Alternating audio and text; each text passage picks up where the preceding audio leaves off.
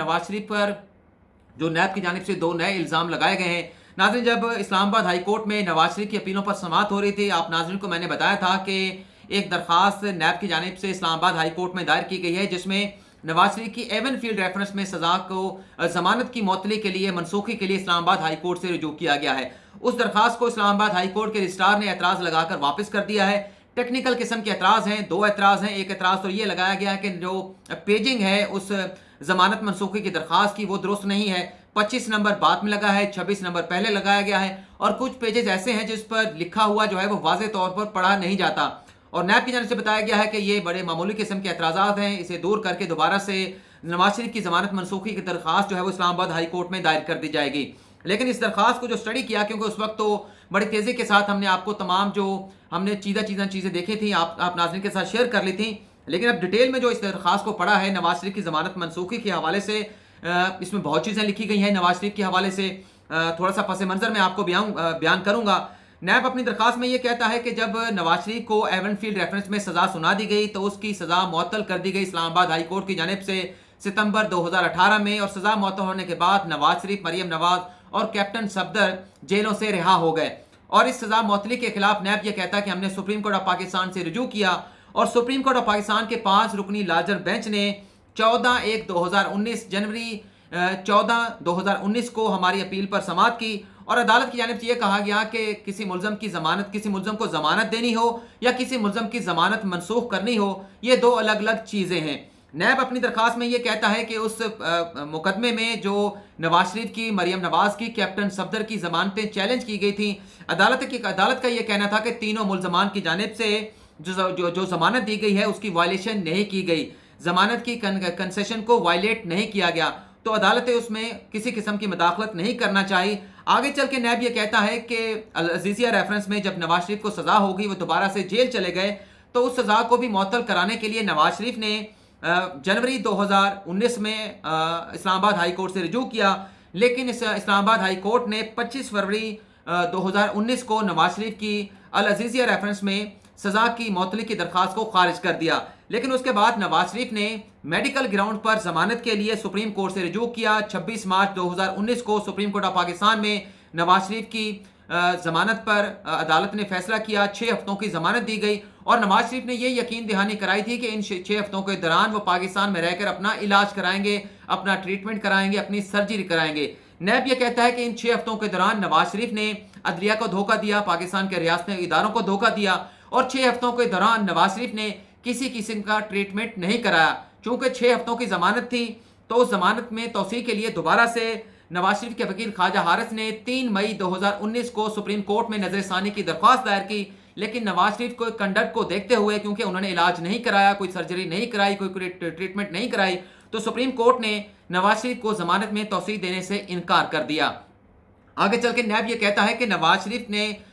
शरीफ को तोशाखाना रेफरेंस में जब मुल्ज़म बना दिया गया और उन्हें तलबी के लिए उनका इश्तिहार जारी कर दिया गया, तो इस फैसले को नवाज शरीफ ने इस्लामाबाद हाई कोर्ट में चैलेंज किया, जहां अदालत ने नवाज शरीफ के वकील के सामने एक सवाल रखा कि ये जो आप दरख्वास्त एहतसाब अदालत के फैसले के खिलाफ लेकर आए हैं, सबसे पहले आप अपनी नेक नियति साबित करें, आप ये साबित करें कि आप क्लीन हैंड के साथ इस्लामाबाद हाई कोर्ट में आए हैं। तो नैब ने कहा कि जब अदालत ने ये 2 सवाल नवाज शरीफ के वकील जहांगीर जदून के सामने रखे, तो वो अपना केस मेड आउट ना कर सके, ये जाहिर नहीं कर सके कि नवाज शरीफ जो है वो ये दरख्वास्त लेकर इस्लामाबाद हाई कोर्ट में क्लीन हैंड के साथ आए हैं, नेक नियत के साथ आए हैं, बल्कि नवाज शरीफ के वकील ने, जहांगीर जदून ने, अदालती सवालों का जवाब देने के बजाय वो दरख्वास्त ही अदालत से वापस ले ली। और ये भी कहा है नैब ने अपनी ज़मानत मनसूखी की दरख्वास्त में, नवाज शरीफ की ज़मानत मनसूखी की दरख्वास्त में, कि नवाज शरीफ को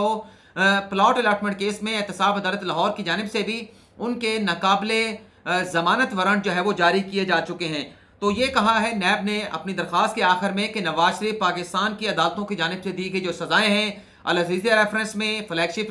अजीज़िया रेफरेंस में और एवन फील्ड रेफरेंस में, वो सज़ाएँ जेल में नहीं काटना चाहते, इसलिए वो रियासती इदारों को धोखा देकर इलाज के बहाने बाहर गए हैं, और अब लंदन में बैठकर वो पाकिस्तान के कानून का मजाक उड़ा रहे हैं। नैब ये कहता है कि ज़मानत पर रहना नवाज शरीफ अहल नहीं है कि वो ज़मानत पर रहें, और वो अदालत को इस्लामाबाद हाई कोर्ट की इजाज़त लिए बगैर लंदन गए थे। और आगे चल के जो 2 जुर्म लगाए गए हैं नवाज शरीफ के ऊपर, एक तो बदनीयती वाला मैंने पहले जिक्र कर दिया है, کہ جو اسلام آباد ہائی کورٹ میں احتساب عدالت کا فیصلہ چیلنج کیا گیا تھا، اس پر انہوں نے کہا کیونکہ ان کے ہاتھ صاف نہیں تھے، نواز شریف کے نیک نیتی کے ساتھ نہیں آئے تھے، اس لیے وہ درخواست وہاں سے واپس لے لی گئی۔ اب جو دو مفرور ملزمان کو، اشتہاری ملزمان کو پناہ دینے کی بات ہے، اس حوالے سے نیب یہ کہتا ہے کہ نواز شریف جب علاج کرانے کے لیے پاکستان سے لندن چلے گئے تو وہاں پر جو حسن نواز، حسین نواز جو ایون فیلڈ ریفرنس میں ملزم تھے،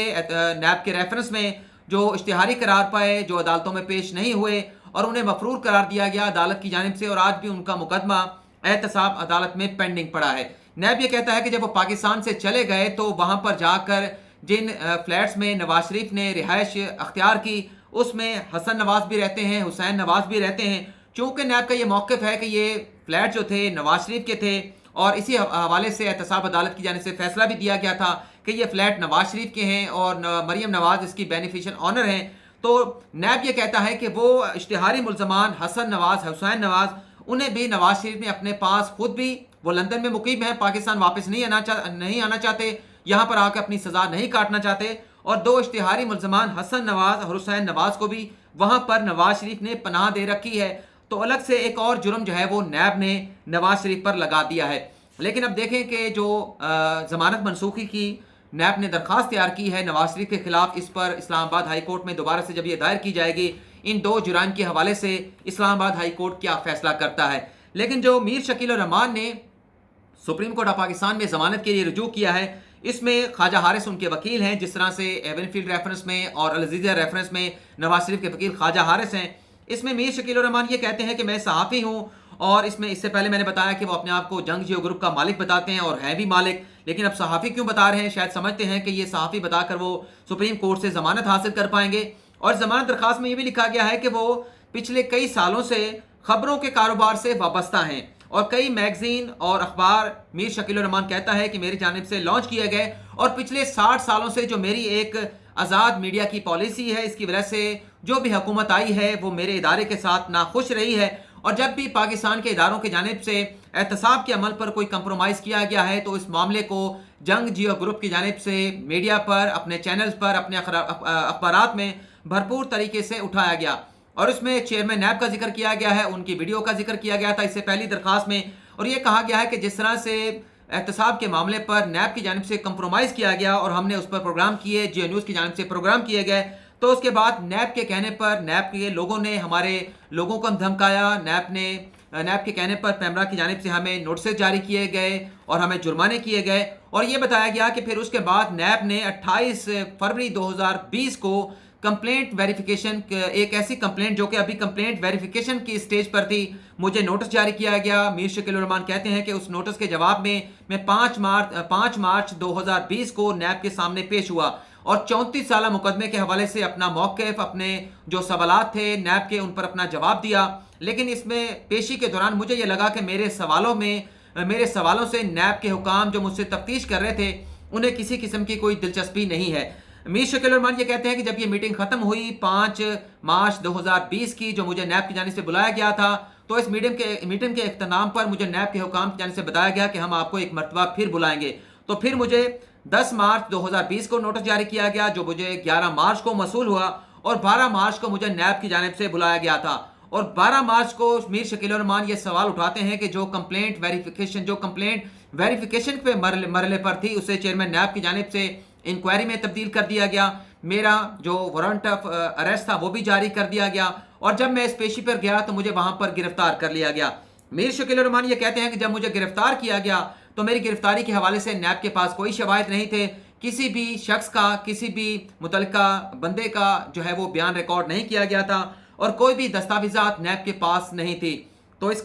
طرح سے نیب پر جو ہے ایک ایسا الزام لگایا گیا ہے کہ شاید انہیں سیاسی انتقام کا نشانہ بنایا جا رہا ہے۔ میر شکیل الرحمان کہتے ہیں کہ چونکہ نیب کے خلاف پروگرام کیے گئے تھے، اس لیے نیب جو ہے اس چیز کا بدلہ لینا چاہتا ہے، اور یہ بھی کہا گیا ہے میر شکیل الرحمان کی جانب سے اس درخواست میں کہ اس مقدمے میں جو میں نے پلاٹ حاصل کیے تھے، 34 سال پرانا یہ مقدمہ ہے، نہ تو ایل ڈی ایس میں کمپلینٹ ہے، نہ ہی متعلقہ جو ہائسنگ سوسائٹی ہے اس کا کوئی بندہ اس میں کمپلینٹ ہے۔ جب کمپلینٹ اس مقدمے میں کوئی ہے نہیں میرے خلاف، تو نیب اس سارے معاملے کی کس طرح سے کوگنیزنس لے سکتا ہے؟ میرے خلاف جھوٹے الزام لگائے گئے ہیں، من گھڑت قسم کا کیس میرے خلاف بنایا گیا ہے، جھوٹے الزام ہیں، بے بنیاد الزام ہیں، اور پس پردہ مقاصد جو ہیں وہ جیو کو روکنا ہے، جنگ گروپ کو روکنا ہے کہ نیب کا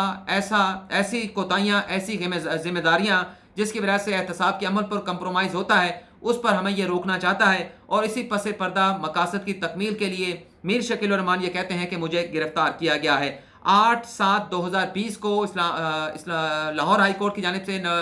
میر شکیل الرحمان کی ضمانت کی درخواست کو ریجیکٹ کیا گیا تھا، تو اس فیصلے کو میر شکیل الرحمان نے اب سپریم کورٹ میں چیلنج کیا ہے۔ کب اس پر فیصلہ آتا ہے، کب اس کو درخواست کو سماعت کے لیے مقرر کیا جاتا ہے، جو بھی اپڈیٹس ہوں گی آپ ناظرین کے ساتھ شیئر کریں گے۔ فی الحال آپ سے اجازت چاہتے ہیں، اللہ حافظ۔